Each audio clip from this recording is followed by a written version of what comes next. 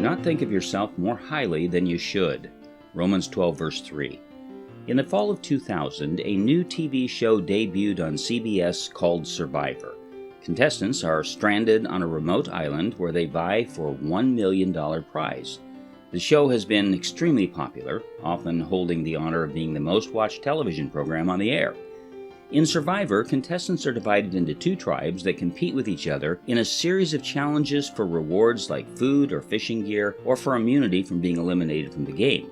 The tribe that loses the immunity challenge must go to tribal council to vote one of the members off the island.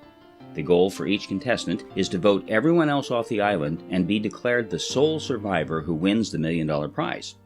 I was hooked from the outset. Even though the show is staged and not as real as viewers are led to believe, the show appeals to me like the stories of Robinson Crusoe and the Swiss Family Robinson. I've watched every season of Survivor. I have my favorite players for whom I cheer, and players that I can't stand.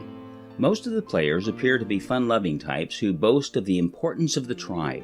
It soon becomes apparent, however, that the real concern of the contestants is not in fact the tribe at all. Instead, each contestant is in the game for himself.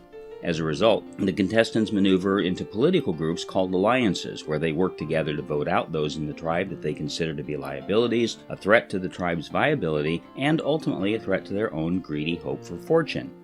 The emphasis on the individual over the tribe, or even one small element of the tribe over all the others in the tribe, disturbs me. That part is too real, an all too familiar and unfortunate glimpse of what American life has become.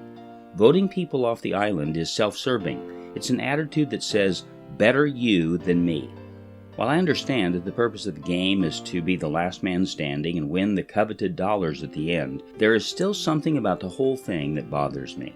My fear is that what we see happen on Survivor and in America can and often does happen in the church. People who think too highly of themselves care too little about others in the church. Relationships that should be forged in the church are voted out of existence by far too many Christians who favor friendships and alliances with those outside the church who have radically different lifestyles and worldview than what the Christian should possess. Christ has called us together as family. He has called us to work together for the good of all who are in the family. The goal is not the survival of one, but of all. This means that we must stop thinking so much of ourselves and start thinking and caring a whole lot more about others in the church family. To that end, we Christians should be much more committed than our attitudes and actions often show.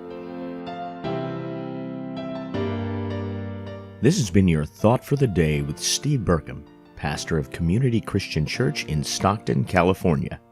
Have a great day, and we hope you'll join us tomorrow as Pastor Steve opens God's Word to bring us another Thought for the Day.